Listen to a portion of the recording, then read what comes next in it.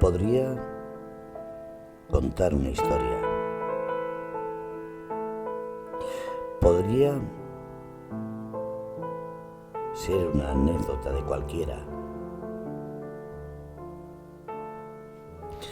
Pero a veces la realidad supera tanto a la ficción que nos quedamos perplejos. Nos sale en momentos en los que creemos que todo nos es un sinsentido, algo irracional, algo que todo el mundo cuando lo escucha le viene a la cabeza que alguna vez oyó algo parecido, vivió algo parecido o lo soñó. Todo el mundo hemos tenido en ciertos momentos de nuestra vida la sensación de que lo que hacemos es como continuar repitiendo algo. Eso nos pasa a veces con los sueños. Eso nos pasa a veces incluso con las pesadillas. Hay gente que le busca un sentido a todo y hay gente que no le busca sentido a nada, simplemente deja que todo llegue. Hay gente que cree en el karma, en el más allá. Pero ¿cuántas veces nos damos de bruces con la realidad? Y en ese sentido,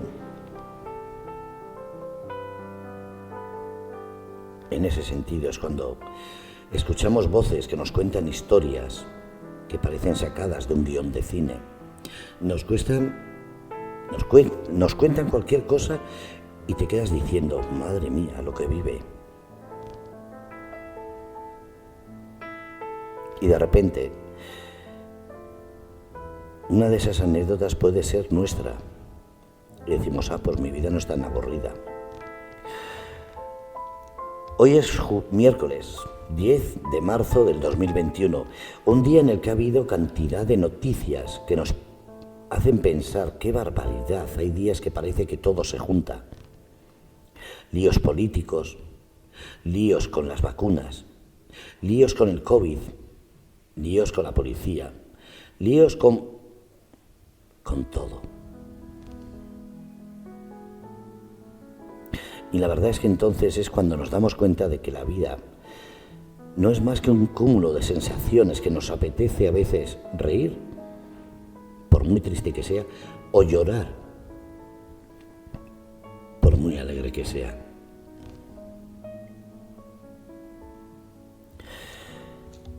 Pero entonces aparecen personas como los protagonistas de esta noche. Vamos a hablar del primero. Una persona que ha salido en todo tipo de televisiones, radios, en prensa. Criminólogo, criminalista. ¿Qué no podrá contar de su vida? Como suelen decir a veces, su silencio vale más por todo lo que sabe. Un criminólogo y criminalista que es conocido y reconocido a nivel nacional y sobre todo con una naturalidad, con una honestidad que desborda. No se echa flores, no busca la fama de él, sino de la noticia en sí. Y eso es lo que le hace grande. El que habla con tal naturalidad que hace que lo entiendas. Casos tan duros, fuertes y reales que él los ha vivido y tiene que sacar adelante su trabajo. Y sobre todo porque es una persona que lo escuchas y no estás preguntando qué dice, porque si tienes una duda te la responde. ¿Qué has querido decir con esa palabra, con esa situación? Y te lo explica con todo detalle.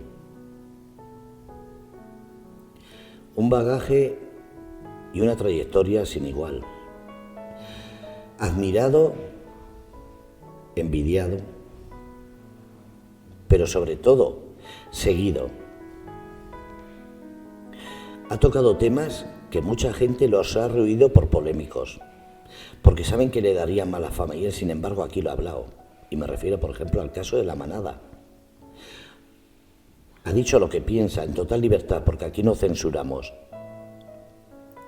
Pero es su verdad y hay que escucharla, porque es su verdad no solo como persona, sino como investigador y criminólogo. Lo ve desde el punto de vista de un caso y puede darnos su opinión, que la queramos o no creer, eso ya cada uno, pero es su verdad.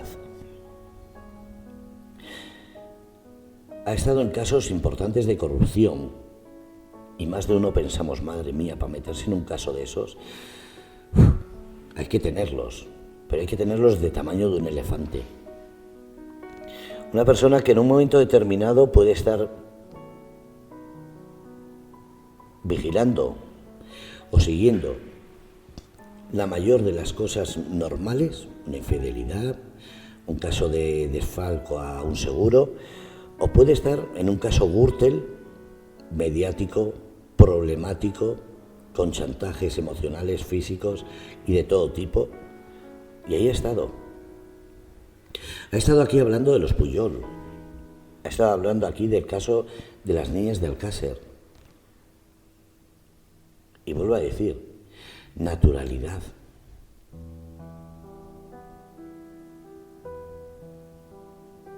Eso le hace grande. Porque podría decir, yo he estado, yo he hecho, yo sé. Y sin embargo, hay que sacarle las palabras casi a martillazos. A veces me da la sensación de que casi, en vez de una entrevista, estoy haciéndole una tortura, porque me cuesta que responda. Porque lo dice tan natural que te quedas diciendo, ¿ya has terminado de decirlo? Pero es así de simple, así de sencillo. Una persona que es experto en inteligencia, ¿qué no sabrá? Experto en investigación, ¿qué no habrá visto? ¿Qué sus oídos y sus ojos no habrán visto y escuchado? Y sin embargo lo escuchas y dices, parece que está empezando. Una persona que disfruta con su trabajo, que su vida privada es muy reacio a que se hable de ella. Porque él lo dice, Carlos Barr, criminólogo y criminalista, experto en inteligencia y en investigación. Punto. Mi vida privada es mía. Me costó que el otro día, después de años que nos conocemos ya aquí, creo que es la 3ª temporada, haya dicho que tuvo un accidente de coche y estaba mejor, ya recuperado. Yo me acuerdo que al principio cuando hablábamos le decía, no digas nada. Él sabe todo lo que ha pasado para recuperarse. Pero no hace de ello una historia, no hace una noticia, no, es su vida privada y ahí queda.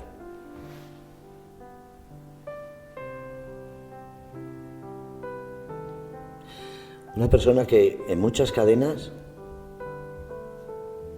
se lo han rifado. En otras, quizás por envidia, lo han negado. Pero pocas serán las que lo nieguen, porque siempre está dispuesto a ir a hablar y a dar su verdad. Y nosotros afortunados de que aquí, en este grupo Radio Cómplices, hable con nosotros, nos cuente cómo va a hacer hoy, cómo se empieza para llegar a donde está él, los pasos que hay que dar, los estudios, tropezones, porque claro, hay que tropezarse para aprender. ¿Y cómo se hace para después de estar ahí arriba, seguir siendo tan natural de poder hablar con una radio como nosotros o cualquiera? Porque es que le da igual, no mira si tienes 10 millones de oyentes o tienes solamente uno.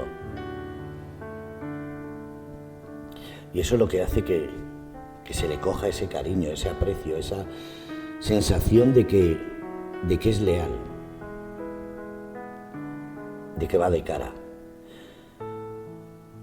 Con su valía podía pedir dinero o cualquier otra cosa y se lo darían muchas cadenas de radio y televisión, sin dudarlo. Y él viene aquí gratis. Unas veces 15 minutos, media hora, otras veces una hora, lo que puede. Y siempre hay que reconocerle esa labor y esa profesionalidad. Hoy puedo menos, hoy puedo más, hoy estoy a esta hora, hoy estoy a otra. Y eso hace que sea todavía más hacerme sentir halagado porque haya una persona así en este programa. Yo siempre he dicho que en la radio, cuando dicen, di un buen locutor, yo siempre lo he dicho, no hay buenos locutores, no hay buenos comunicadores, no hay grandes estrellas en la radio, hay buenos equipos. Y después, una buena oyente, una buena persona que te escuche, que sepa valorar el trabajo. Y yo tengo que decir que me siento afortunado de tener un equipo que me rodea fantástico. Una gente que me escucha, que cuando vamos conociéndonos, siempre lo digo, es lo más bonito que puede haber. Porque me enseñan, me hacen poner en mi sitio, me ilusionan. Y eso es lo que os tengo que dar las gracias. El hacerme sentir que tengo los pies en el suelo. Y sobre todo, que ese suelo, incluso cuando ha sido arenas movedizas, ahí habéis estado para apoyarme, animarme y sacar ese lado de decir tú puedes, o entre todos lo logramos. Y esta entrada es un agradecimiento a Carlos Barret, pero a todos los que hacéis la radio. A ti, Feli, que siempre estás ahí. A ti, John. A Fred. A Joaquín con sus bromas y sus risas, sus viajes. A todos. Porque sin vosotros, como dice Joaquín, esto no sería posible. Yo soy el que inició este sueño hace 4 años, pero soy el que, como siempre digo, el menos imprescindible. O perdón, el más imprescindible. ¿Por qué? Porque si yo no hubiera tenido esta idea, no hubiésemos salido adelante, pero después soy tan prescindible que me veo con orgullo que hay gente que me supera. Y eso me hace sentir todavía más a gusto. Porque veo que hay gente que entró con una ilusión, siguen con esa ilusión y van creciendo como comunicadores, como personas que son capaces de llevar un programa sin más. Y eso es muy bonito. Saber que no soy necesario, eso es lo más bonito. A mí me encanta.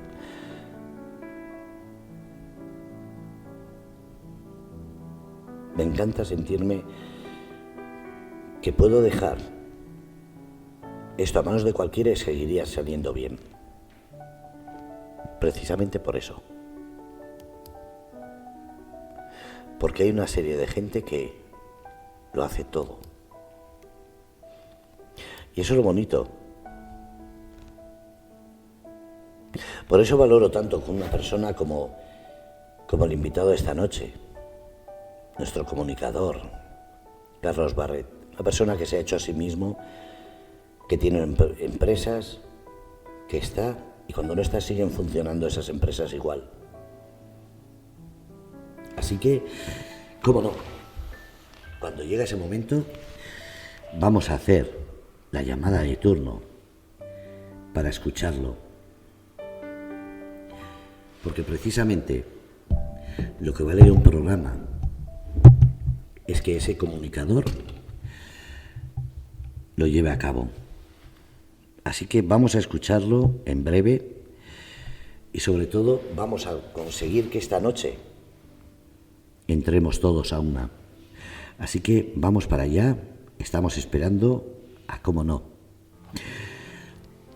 nuestro investigador criminólogo, experto en investigación y en inteligencia. Buenas noches, Carlos. Buenas noches, ¿qué tal? ¿Cómo estamos? Contento que un miércoles más estés aquí y sobre todo agradecido. Muy bien, pues me alegro mucho, igualmente. Yo todo lo que sea poder colaborar con vosotros, sabes tú que estoy encantadísimo. No hay ningún problema, vamos. Muchísimas gracias. Hoy estaba comentándote que hoy me gustaría hablar de cómo se puede o cómo fue tu inicio en todo esto, qué estudios y sobre todo por qué iniciaste esto de la criminología. Bueno, pues vamos a ver, en principio, todo lo que conlleva con el tema de la investigación y tal, siempre me ha parecido muy interesante. La verdad que siempre he sido muy, bueno, muy observador, siempre he sido muy intuitivo y bueno, yo creo que a todo el mundo le da morbo saber o enterarse de cosas que son realmente extrañas o saber de la vida de otras personas, siempre que no hablemos de temas de chismorreo y tal, ¿no? Por ejemplo, a mí la prensa rosa nunca me ha interesado. Pero sí es cierto que siempre me ha gustado mucho el indagar y tal y poder descubrir cosas que para cualquier persona pues realmente sería bastante interesante, ¿no? Y el morbo de poder descubrir y tal. Y bueno, en cierta ocasión creo que te comenté que yo he trabajado mucho tiempo como entrenador personal porque he estado muy metido en el mundo del deporte y siempre como profesional del deporte pues he atendido a muchísima gente y he cubierto sus necesidades con respecto al entrenamiento o a la dieta, ¿no? En el ámbito deportivo. Entonces, bueno, para mí fue muy, ¿cómo te diría? Descubrir a gente, por ejemplo, que estaban conmigo en mi bolsa de trabajo, entrenando a policía secreta, y me llamaba mucho la atención esa forma de actuar, esa forma de poder, del secretismo y no y tal, y poder entrar en la vida de otras personas. Y de forma legal, pues la única forma que había era ser policía, y realmente a mí ser policía no me gustaba. No, nunca he tenido ese ademán de esa motivación de ser policía, nunca me ha gustado. Tengo muchísimos amigos policías, respeto muchísimo su trabajo, de hecho, nosotros somos en seguridad privada un brazo de la policía, pero luego realmente nunca me ha gustado esa jerarquía, ¿no? Yo hice el servicio militar, de hecho fui el último reemplazo, y bueno, me pareció muy interesante el hecho de saber que se podía trabajar como investigador privado sin ser policía y que había muchas cosas que se podían hacer, que ya no solamente el hecho de ese mito, ¿no? Del tema de la infidelidad, de los cuernos y tal, ¿no? Como la gente le llama.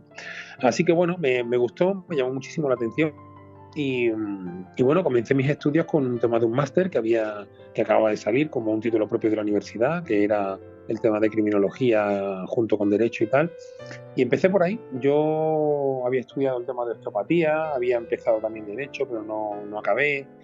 Bueno, un poquito por verlas venir, ¿no? Estaba pensando siempre que me gustaba, pero que no me llegaba a convencerme. Así que realmente al tiempo me di cuenta de que conociendo a gente que estaba metida en ese ámbito de la investigación me llamó muchísimo la atención y casualidades de la vida, pues una amiga, la cual su padre era inspector jefe de seguridad privada, pues resulta que le dijo que bueno, que ya que no había estudiado y tal, pues que se sacase la titulación, el máster en criminología y derecho, pero de investigación, como detective privado, que eran 3 años y tal, y que bueno, que eso sería que un muy buena baza a la hora de poder resolver tu futuro un poco laboralmente, ¿no?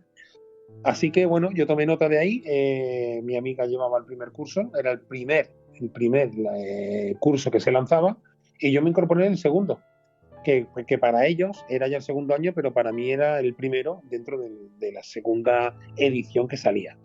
Así que nada, empecé y bueno, resulta que como yo ya estaba muy vinculado con el tema del deporte a la televisión y tal, y entrenaba a mucha gente conocida y eso, pues empecé a meterme por ahí y empecé a indagar cómo poder entrar en casos un poquito más complicados y tal, y finalmente pues me vi muy involucrado en esto, y de hecho esa misma policía a día de hoy aparte que son amigos míos, la mayoría pues han sido compañeros porque yo les he ayudado y ellos me han pedido mi ayuda igualmente en el tema civil, ¿no?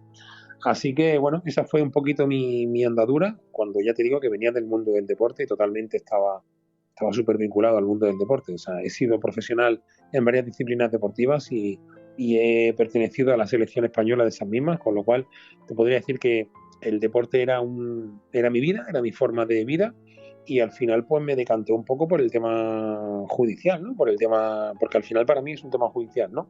La investigación para mí era eso, ¿no? O sea, nosotros no investigamos para ir a juicio, investigamos para digamos, resolver o encontrar pruebas que nos demanda un cliente. Y finalmente, pues la mayoría no se suelen enjuiciar, pero sí es cierto que es una baza que a la hora de luego trabajar como perito, en este caso somos peritos de parte, pues podemos emitir informes con los cuales, digamos que miramos por los intereses de nuestro cliente. Así que bueno, así, hablando de a grosso modo, fue la introducción mía dentro del mundo de la investigación. Para cualquier persona que te haya seguido durante estos años de trayectoria, ¿qué balance harías? ¿Vale la pena? ¿Habría algo que mejorar? ¿O dirías, tendría que haber empezado más tarde? Pues mira, te podría decir, mi padre falleció hace 2 años, aproximadamente, casi justo, porque fue el aniversario de fallecimiento fue esta misma semana. Mi padre me decía de siempre, de toda la vida, mi padre tenía un restaurante, el cual se lo dejó mi abuelo porque construyeron una casa y en el bajo, como antiguamente se hacía, montaron el negocio. Y mi padre, pues siendo esclavo toda la vida de la hostelería, siendo un hostelero más, porque tenía un restaurante que estaba en una zona privilegiada en Granada, para ser más exacto, en la Alhambra. Pues bueno, mi padre siempre me decía, oye, mira, tengo muchos amigos policías locales y yo creo que sí sería un trabajo muy bueno para ti, deberías de pensártelo y tal. Y yo, pues la verdad que era una persona que no era un estudiante de pro. Yo estaba muy distraído, ya te digo, el deporte era mi vida y bueno, no lo veía una opción. Veía que, no por el hecho de estudiar, sino porque veía que, bueno, que podía ser complicado y lo veía muy lejano. Yo era una persona más del día a día y no me convencía mucho ese asunto, ¿no? Entonces nunca me gustó el tema de ser policía, como te dije antes, y mi padre, aun teniendo esa idea y mirando por mi futuro, ¿no? Pues yo no lo veía. Entonces te podría comentar que, que durante mi época, que empecé a prepararme para el tema de ser detective privado y meterme muy de lleno en la investigación, jamás me llamó la atención ser policía. Sí es verdad que me llamaba mucho la atención los grupos que habían de investigación, como lo que nosotros llamamos la policía secreta, la policía encubierta y tal, y lo que es el grupo de información, tanto de UDICO como de UCO, como de, bueno, pues muchos grupos que hay, incluso de la Policía Nacional o Guardia Civil, que son súper profesionales, ¿no? Claro, nosotros no íbamos a llegar nunca como detectives privados a trabajar al igual que ellos, porque ellos tienen muchísimos más medios que nosotros, pero igualmente todo lo que es el tema civil solamente lo podemos tocar nosotros, entonces ese apartado pues ya nos da una cierta, bueno, pues digamos que es el privilegio de poder tocar solamente ese que nos condiciona solamente ese terreno, ese campo, el tema civil, ¿vale? Entonces, bueno, para mí el hecho de empezar a trabajar como detective privado después de sacar la titulación, pues me ha dado un recorrido que, en base a la pregunta que tú me estás comentando, si cambiaría algo o no, bueno, pues yo me he ido formando conforme me ha hecho falta. No me he formado de todas y empecé con la pared del despacho llena de títulos, ni mucho menos. Yo empecé con lo más básico, que fue el tema del máster de detective privado, que, como te digo, conllevaba 3 años de estudio y tal, y de prácticas. Y luego, pues bueno, pues empecé ya a meterme otra vez de lleno en Derecho. He sacado recientemente un máster en Criminalística para especializarme un poquito más. Y bueno, pues la psicología forense me llama muchísimo la atención por el tema de los perfilistas, que están muy de moda. El tema de poder perfilar el estudio psicológico de actuación de un criminal, en este caso pues un pederasta que por ejemplo trafica con imágenes de menores, bueno, llamemos un homicida en este caso que ha salido impune durante muchos años y durante su trayectoria ha ido engañando a las personas y cuando se ha descubierto el pastel, pues él ha podido estudiar cuál era el modus operandi o su forma de actuar en el día a día. etcétera, etcétera, etcétera. Yo he ido, digamos, parcheando sobre un título como el libro que va rellenando de cromos y finalmente, pues, bueno, digamos que al final, te voy a ser muy sincero, eh, creo que hoy en día se ve más de la titulitis que realmente avale tu profesión, más que realmente lo que tu profesión es en sí. O sea, te podría comentar 1000 casos, decirte de 1000 historias que me han sucedido a lo largo de mi trayectoria de más de 10 años. Y, y bueno, soy joven, por eso te digo que son 10 años solamente, pero también es cierto que durante esos 10 años de ejercicio que he tenido siempre, me ha pasado de todo, me ha ocurrido de todo y he ido haciendo, digamos, lo que se me ha ido demandando, lo que me ha ido demandando la clientela, con lo cual te podría decir que cuando tú sales, eh, bueno, pues si tú sales con ese título propio de la universidad, que es el grado doble de Criminología y Derecho para hacer el máster de investigación, tú sabes que puedes investigar ciertas cosas y hasta qué punto puedes llegar a investigar, pero no sabes exactamente qué ofertar. Pero cuando te tiras al mercado, la gente te pide a ti cosas que tú piensas si las puedes trabajar o no, y luego el siguiente paso sería darle un presupuesto y decirle, mira, vale, te puedo hacer esto, porque dentro de la legalidad puedo llegar a hacer este ejercicio que tú me estás pidiendo, y, y el presupuesto sería este. Le haces un contrato de prestación de servicios, empiezas a trabajar y luego le das un historial de movilidad que has hecho y tal, las fotografías, le haces todo y le das un informe pericial en el cual cierras contrato, cierras el ejercicio y bueno, pues si luego hay que ir a ratificar a juicio, pues vas, ¿no? Entonces, según lo que te van pidiendo, tú te das cuenta de que puedes abrir más las ramas, ¿no? Como yo te he dicho en varias ocasiones, mi perfil como investigador siempre ha sido un poquito más, he rizado más el rizo porque he tocado cosas muy de mucho calibre, como puede ser, por ejemplo, homicidio en primer grado, por ejemplo. He llegado a tocar asesinatos porque realmente se han traducido al final como que era un accidente y se ha podido descubrir que luego sí realmente ha habido una cierta motivación y un móvil para poder resolver lo que supuestamente era un accidente y de ser un tema civil que se iba a cerrar pasó finalmente a ser un tema penal en el cual pues se pudo abrir un caso o se pudo seguir una línea de investigación y girar totalmente esa trama, ¿no? Y esa persona pues no salir impune. Entonces, claro, mi perfil al final ha sido este porque todo ha condicionado casualmente con una serie de hechos colaterales que al final este sea mi perfil de trabajo y por eso me gusta más y me vinculo más, como te dije el otro día, al tema de la criminalística más que al tema de la investigación. Me gusta mucho más intentar sobre los papeles buscar como el que encuentra una errata dentro de un verso o en una falta de ortografía en un libro y yo, pues bueno, intento dentro de lo que es una actuación policial, un examen forense, pues dentro de todo eso intento, dentro de la diligencia donde está toda la información recogido, intento ver dónde está el fallo, pues bueno, comparando horas, comparando coartadas, comparando mil historias para poder emitir yo un informe diciendo que ahí hay una cierta, un vacío donde hay una cierta sospecha y que posiblemente pueda incurrir en un delito, con lo cual yo ya cerraría el tema, se lo pasaría a la policía o al abogado para que directamente el juez abriera una instrucción policial nueva y se reabriera el caso. En este caso eso es lo más interesante para mí. Entonces te podría decir que yo cambiar no cambiaré nada en mi trayectoria, sí es cierto que he ido haciendo conforme he ido necesitando y también por otra parte pues he ido, como te decía antes, parcheando, viendo que la demanda, por ejemplo, pues se me ha ido agrandando, ¿no? O sea, si he tenido que hacer una peritación caligráfica, pues he hecho el tema de grafología y si he tenido, por ejemplo, que hacer temas de dactiloscopia, pues lo he hecho porque hemos hecho prácticas, pero luego he intentado especializarme hasta el punto de que, por ejemplo, en muchos institutos he dado charlas y he hecho prácticas de temas bueno, pues recabado de huellas dactilares, sacar hisopos de ADN, etcétera, etcétera, ¿no? Para poder mostrar cómo podría ser parte de nuestro trabajo, aunque realmente eso es una raya en el agua que llegamos a hacerlo nosotros, pero sí también es cierto que, por ejemplo, ha habido casos de amigos míos que tienen empresas muy grandes, fábricas, en las cuales pues han sufrido robos y la policía pues no ha encontrado nada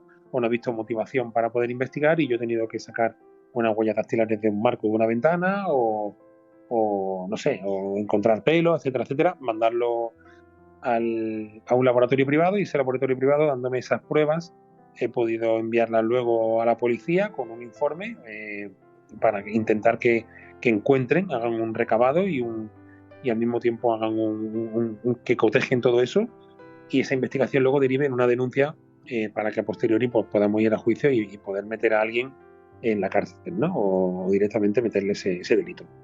Así que bueno, yo creo que en principio no son exactamente los pasos que haya dado, sino la demanda que se me ha ido ofertando, ¿no? Más bien eso, Fernando. Ahora ha cambiado mucho de cuando empezaste, hace solo 10 años, pero ha cambiado muchísimo. Hay nuevas formas de recoger ADN, de recoger pruebas de huellas y de cualquier tipo.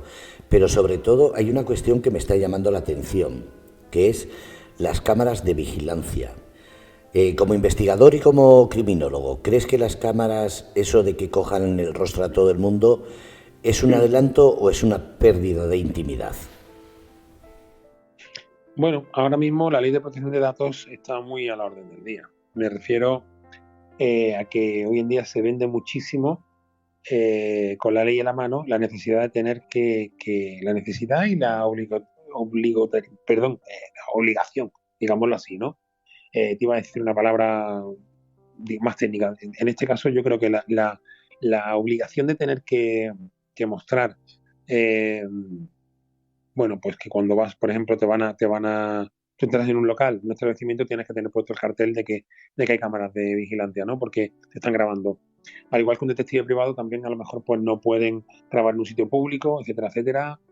Bueno, hay una serie también de vacíos legales y tal. Pero, bueno, hemos avanzado mucho. Antiguamente, el ejemplo más claro de todo esto, por ejemplo, está en el periodismo, los paparazzis, ¿vale? Antiguamente, como tú sabes, los paparazzis, pues su profesión era grabar y sobre todo hacer fotografías con un cierto valor, porque había una oferta muy grande por el hecho de una persona siendo conocida, pues viéndola en un cierto contexto y en una situación o en un lugar, pues vendía. Hoy en día los móviles, pues se han cargado de esta profesión. Evidentemente ya no es como antes, entonces la tecnología ha facilitado mucho el hecho de poder comunicarnos, pero también el hecho de estar siempre vigilados. La tecnología ha cambiado todo. Evidentemente nos debemos a la tecnología y nos tenemos que acoplar a este siglo, y que el avance tecnológico evidentemente pues nos facilita mucho las cosas, pero también hace que nos controlen mucho más. Entonces, al final voy a lo que te quería comentar, el control. El control en este caso es lo que más preocupa a las personas, pero por otra parte, también mirando por la intimidad de nuestros derechos o por el derecho a nuestra intimidad, en este caso, pues la ley de protección de datos, la agencia de la ley de protección de datos vela por nuestros intereses, pero también en cierto modo es un negocio. Evidentemente yo tengo amigos que trabajan con este tema. O sea, mira, pues tienes que tener esto, por ley se necesita esto, y es como el SGAE, que es la sociedad de autores, cuando tienes un bar. Tienes un bar y pones la radio, tienes que pagar a la sociedad de autores, tienes que pagar un dinero porque tienes una televisión o tienes puesto la música, etcétera, etcétera, y los derechos de la propiedad, pues bueno, pues en este caso es exactamente igual. Entonces sí, bueno, ha avanzado muchísimo la cosa. Nosotros, por ejemplo, utilizamos cámaras ocultas, utilizamos micros ocultos, y al final se transforma en que la información se puede usar tanto para defenderte como para poder atacar, pero cuando es para atacar es totalmente diferente a cuando te vas a defender. Te explico. Si tú tienes sobre la mesa una grabación en la cual no has dicho a esa persona que la has grabado, ese derecho a la intimidad se quebranta, con lo cual tú no puedes sacar eso a no ser que sea exclusivamente para juicio. Entonces, con nosotros, por ejemplo, dices que tú no puedes grabar a esa persona, hacer una fotografía, porque no tienes derecho a eso. A mí muchos abogados me lo han preguntado, pero bueno, ¿tú cómo vas a entrar ahí vas a grabar a esta persona? Pues porque tengo un contrato con un cliente firmado en el cual me pide que haga esto. Es que eso es ilegal. No, perdona. Ilegal es publicarlo, subirlo en redes sociales, airearlo, sacarlo a la luz, cuando es solo y exclusivamente para poder dárselo al cliente, el cual te ha hecho un contrato de prestación de servicios, que es para su uso, y en este caso el cliente es el que tiene la responsabilidad de no publicarlo o no sacarlo por ahí, porque exclusivamente es para ir a juicio. Entonces, claro, nosotros podemos hacer ese trabajo perfectamente, es nuestro cometido, pero luego tú no puedes sacarlo a la luz, como por ejemplo a mí cuando me han pedido de programas de televisión hacer ciertas cosas. Por ejemplo, me han dicho, oye Carlos, tú ¿Podrías pasarme vídeos de bajas laborales, por ejemplo, para meter un poco de contenido en el programa? Te estoy hablando de programas de primera línea, por ejemplo, como Espejo Público, que es donde más suelo trabajar, ¿no? Pues mira, te podría dar algo, pero evidentemente cuando una persona ha sido grabada para entrar en juicio o para poder despedirlo por un despido procedente, porque se sabe que esta persona está de baja de forma, bueno, pues digamos que durante mucho tiempo se va dando de forma reiterada, pues al final, ¿qué pasa? Que si esa persona, aunque tú le pixeles la cara, se ve que es o ha pasado ya por, digamos, por el juzgado y tal, y bueno, pues tú no puedes utilizar esa información para pasarla. Con lo cual, pues bueno, pues al final los programas que se hacen sobre detectives privados es haciendo un supuesto práctico de un seguimiento en el cual pues se ve cuál es su modus operandi, se ve cuál es su forma de actuar, acompañas al detective, pero no puedes entregar una información en la cual un cliente te ha pagado para que saques eso. Puedes entregar otro tipo de información, ¿no? Por ejemplo, nosotros nos dejamos que los periodistas pues, nos hagan fotografías trabajando, pero no podemos entregar ese material para poder enseñarlo porque evidentemente es de carácter privado y exclusivamente para poder enjuiciarlo. Entonces, claro, es un poco la pescadilla que se muerde la cola. Estás haciendo una cosa privada, pero al mismo tiempo no puedes airearla, pero sí puedes hacerla y puedes darle uso. Con lo cual, pues bueno, es, digamos, nuestra parte de la profesión, en la cual, por ejemplo, un policía no puede hacerlo, no puede meterse ahí. Por ejemplo, yo he tenido amigos policías que me han dicho, Carlos, sé que mi mujer, me acabo de separar de ella, me está pidiendo la pensión, yo le doy la pensión para mis hijos, no hay ningún problema, pero sé que trabaja limpiando y no puedo cogerla. Yo soy policía, pero no puedo meterme ahí, primero porque yo sirvo al ciudadano, pero esto es una cosa, aparte de que es para mí, yo no puedo prevaricar, no puedo hacer ese trabajo porque evidentemente no puedo. Y me han contratado, me han pedido el favor de poder hacerlo.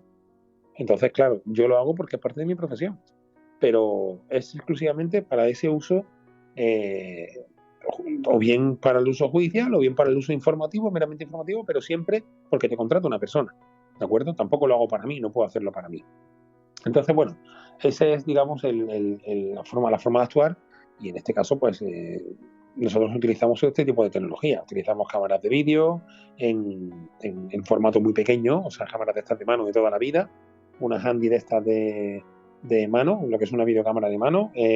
Utilizamos móviles de última generación en los cuales casi siempre nos sacan del atolladero porque cuando vas a grabar a una persona, o a mí me ha pasado que he estado en una ciudad que no tiene nada que ver con la ciudad donde tenía un objetivo que tenía que investigar.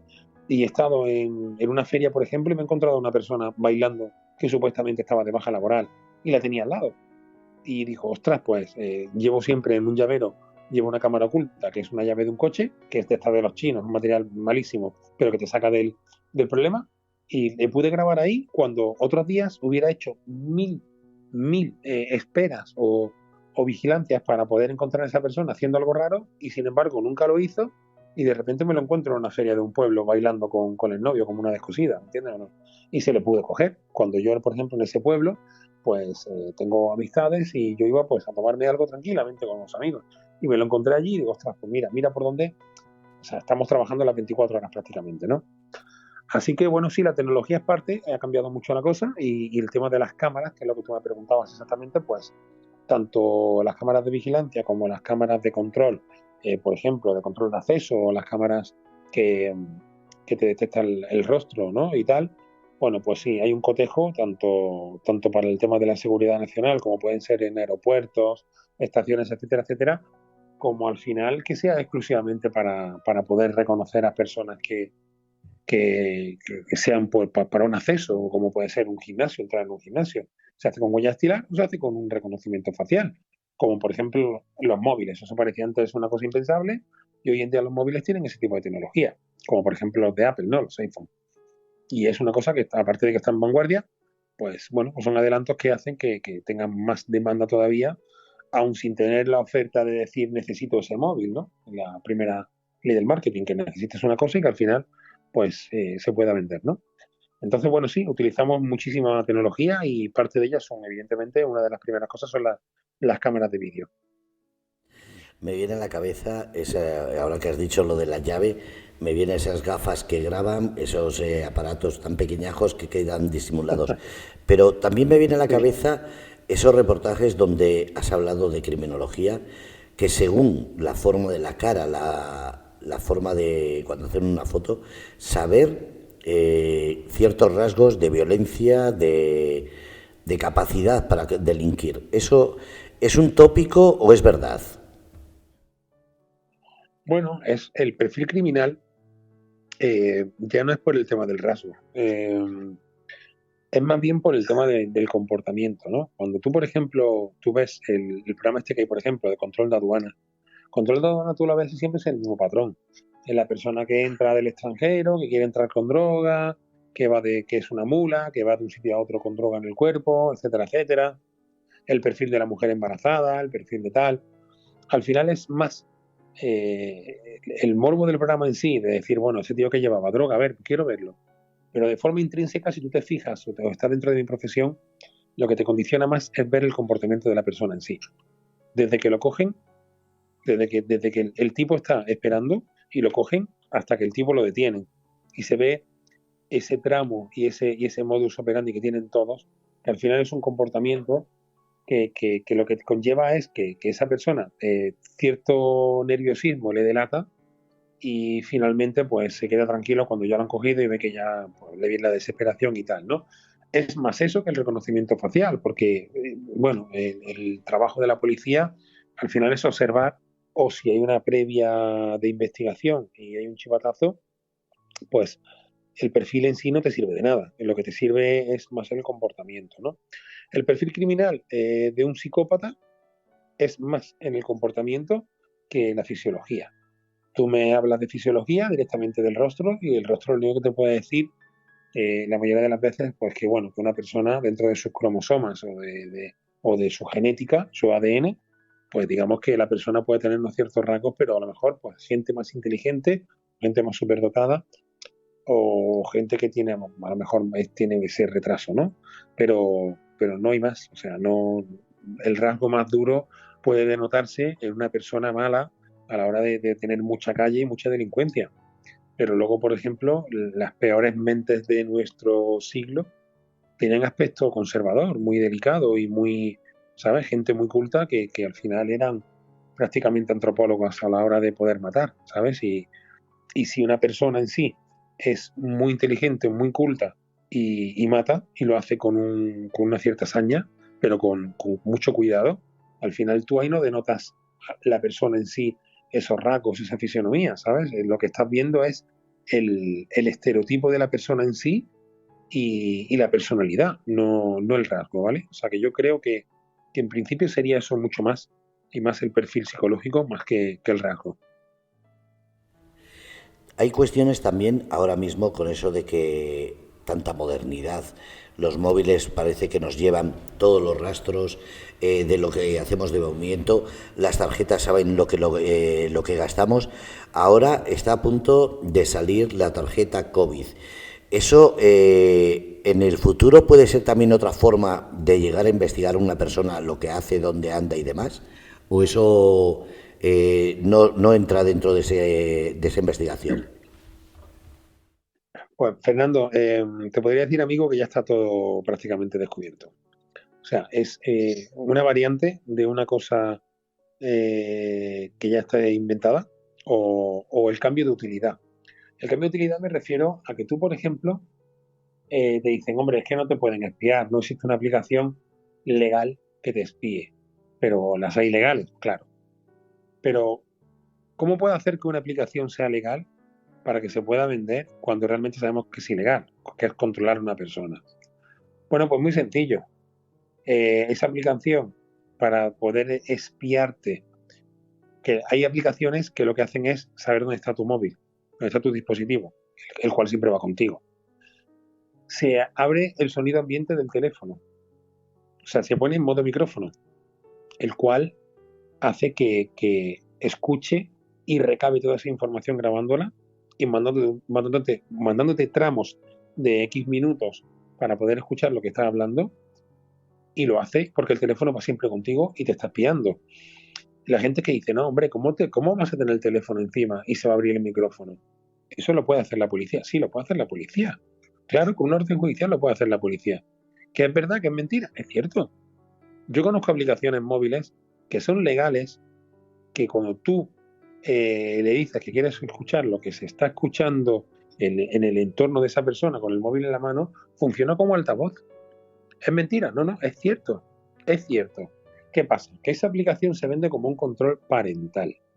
Se vende como para que tú le des a tu hijo el móvil y luego realmente puedas escuchar y puedas saber dónde está siempre ese móvil. ¿Por qué? Porque el hijo es menor. Pero ¿y si tú coges esa aplicación, la pones en un teléfono y se lo regalas a un amigo tuyo? Toma, utiliza este teléfono que ya no lo utiliza, que tal y cual, y ahora resulta que esa aplicación no se ve en ningún sitio, pero la tiene instalada y esa persona pues la tiene monitorizada todo el santo día. Bueno, pues es eso que a día de hoy nos parece ciencia ficción, pues es muy sencillo de meterlo en un teléfono. No necesitas un troyano. Accediendo directamente a ese teléfono, tú le metes ese programa, se lo das a la persona y ya está.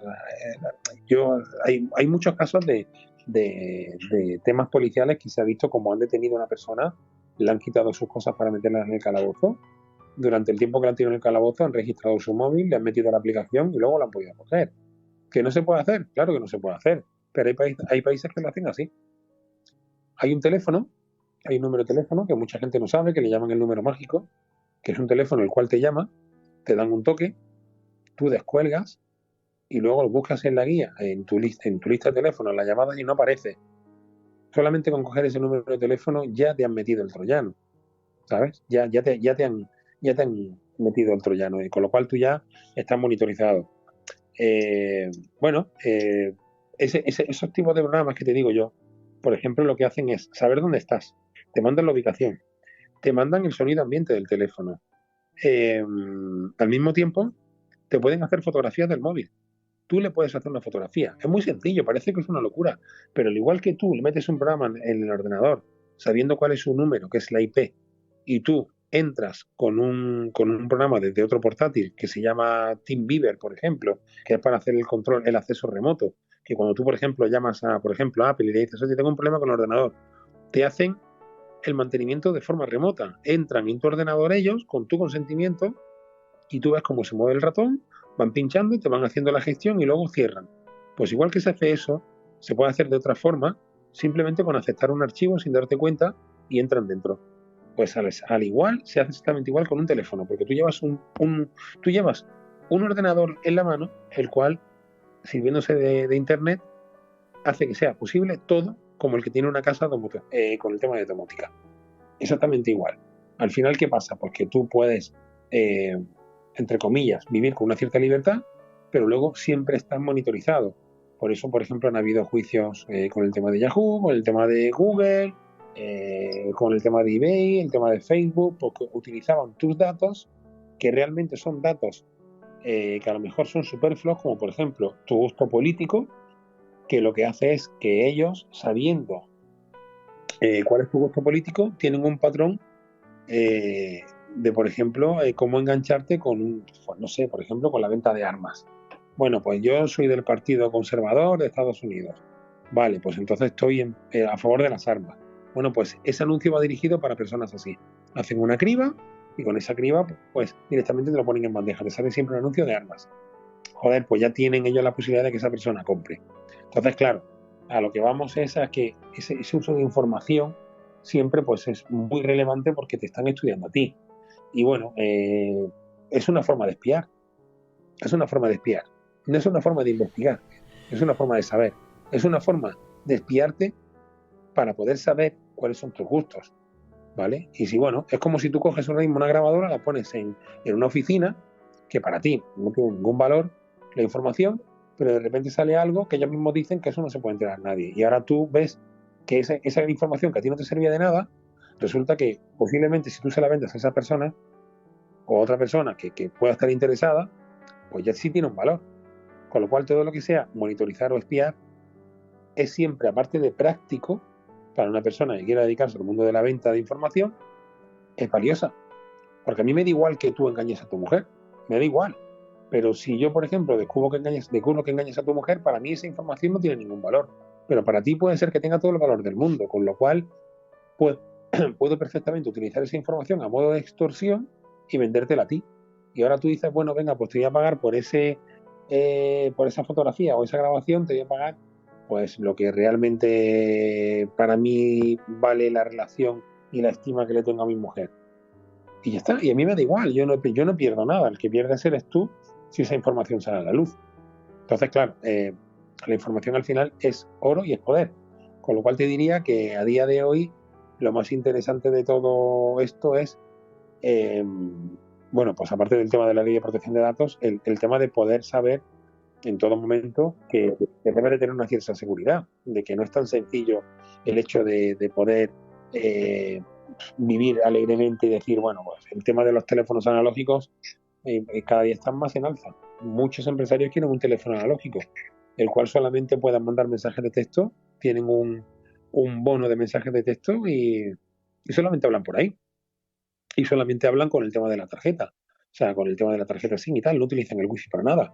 Porque tener toda tu información y poder tener wifi y ahora llega, por ejemplo, un pirata informático, se va con un coche a la entrada de tu casa, te hackea la red wifi y todo ese tráfico de datos que tú manejas desde tu wifi, ellos lo van copiando y se van quedando con todo lo tuyo.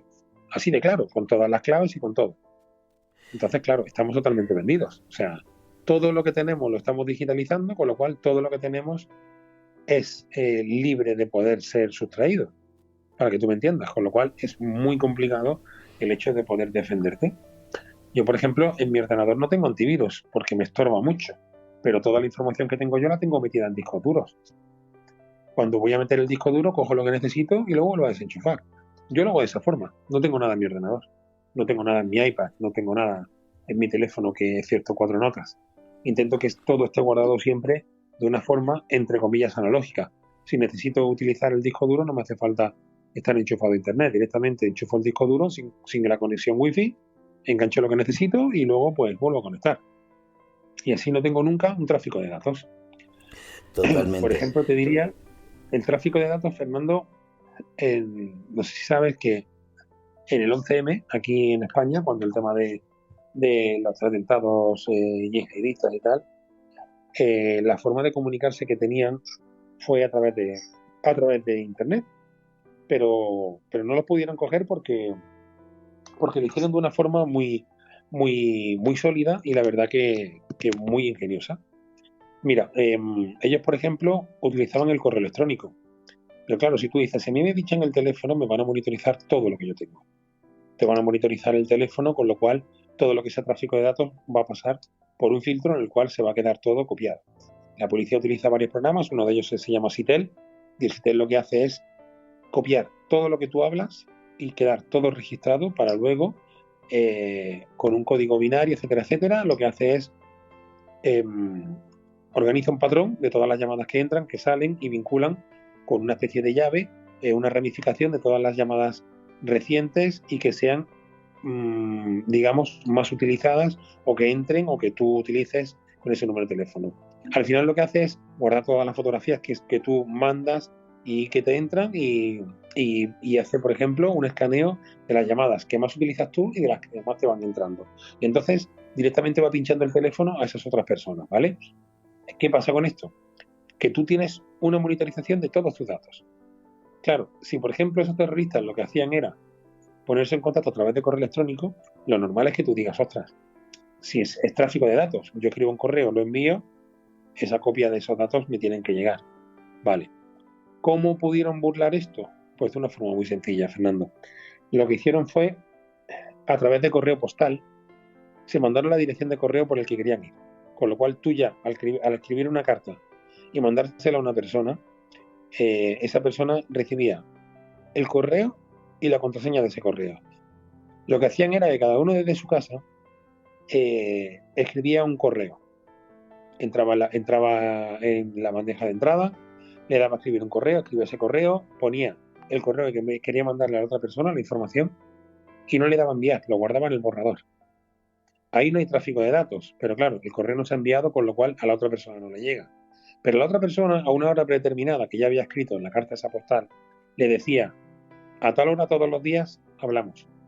Esa persona entraba, metía su dirección de correo, metía la contraseña, miraba que había un mensaje guardado en el borrador, entraba en el borrador, veía lo que había escrito, lo borraba y escribía otro correo, lo dejaba guardado en el borrador. La otra persona cuando entraba veía lo que había escrito, lo borraba y así como se estaban ellos lucrando sin hacer un tráfico de datos de esa información a través de solamente el guardado, pero no el envío, ¿de acuerdo? Y así es como ellos pudieron llegar a poner esas bombas y poder preparar todo lo que hicieron. Así, exactamente de esa forma. Una última pregunta antes de terminar. ¿Todos estos Sí. adelantos benefician o perjudican? Porque claro, tener todos los datos tan fáciles de obtener puede ser beneficioso, pero que lo sepan o que lo sepa el delincuente mucho antes que la policía también puede hacer que estén, como dices, cogiendo teléfonos analógicos o teléfonos antiguos que no tienen GPS y cosas de esas. Es decir, van por delante de las soluciones que se están dando. Bueno, mira, la tecnología va toda la tecnología que se va inventando normalmente suele venir de lo militar. Casi toda la tecnología GPS, móvil, etcétera, etcétera, viene de lo militar. Viene de la NASA, viene de lo militar y luego en definitiva pues se crea para lo cotidiano y bueno, con eso pues se va parcheando. Digamos que hace mucho tiempo los teléfonos existen ya por GPS y no tenían que servirse de los satélites, con lo cual pues no pasaban por una operadora móvil. Si no pasaban por la operadora móvil, pues no había una forma de coger ese tráfico de datos. A día de hoy, todo lo que se sabe, todo lo que está en la calle, pues se suele filtrar porque al igual hay policía que es corrupta. La policía corrupta sabe qué es lo que se va encontrando en la calle, igual que yo te decía, que cuando yo, por ejemplo, empecé con el mundo de la investigación, había cosas que no sabía que podía llegar a hacer, pero me las han pedido a mí. Entonces, cuando tú empiezas a darte cuenta de que hay cosas que tú puedes llegar a hacer y de que esas mismas cosas se pueden resolver con una investigación, pues la policía se va encontrando cosas que no conocía, que están fuera de su alcance, pero que las descubre, con lo cual ya sabe lo mismo que lo que está en la calle con respecto a los ladrones o a los delincuentes, ¿no? Entonces, claro, esa misma tecnología luego se la van aplicando ellos y la van utilizando. Al final es así, al final ellos se van lucrando de lo que van encontrando. Entonces, claro, es tanto con la pregunta que tú me estás diciendo, es tanto beneficioso como perjudicial. Lo que pasa es que la mayoría de las cosas que tiene la policía y utiliza, si las han encontrado antes, si las están utilizando ellos, intenta que no se corra la voz para que no se utilice en la calle y se siga utilizando de mala forma. Entonces, claro, siempre jugamos con la base de que la gente intenta buscarse la vida haciendo trampas de mil historias para poder robar, para no poder estafar, etcétera, etcétera, etcétera. ¿La policía lo sabe? Pues suele estar en vanguardia, evidentemente. Suele estar en la vanguardia de todo lo que sucede. Pero lo que se va inventando en la calle, hay mucho humano suelto que tiene ganas de buscarse la vida y evidentemente la policía pues también son muchos y lo único que tienen que hacer es investigar, pero y además que lo hacen por turnos, sí, con lo cual no es tan fácil engañar, pero el primero que saca algo y suele sacarlo, pues hasta que no llegan a pillarlo no se sabe, con lo cual no solamente por la tecnología, sino por el ingenio de la gente, es como el tema del correo que te acabo de decir, ¿no?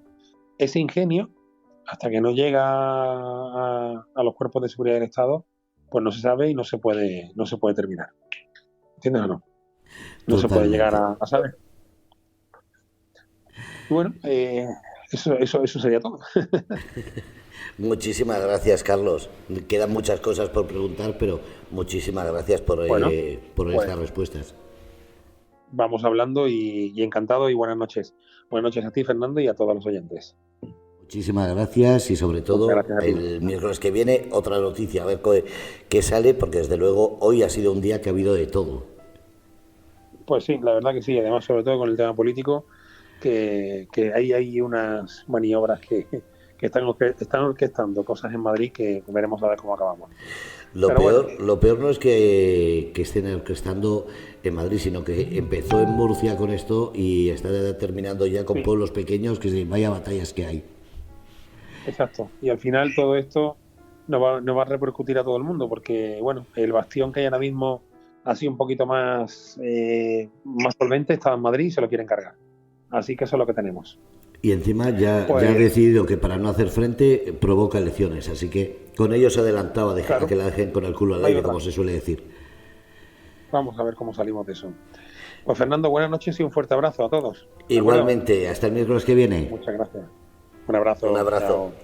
Bueno, pues habéis escuchado La Noche con Carlos Barret, investigador, criminólogo, experto en investigación y en información. Como digo, gracias a todos por un miércoles más estar aquí.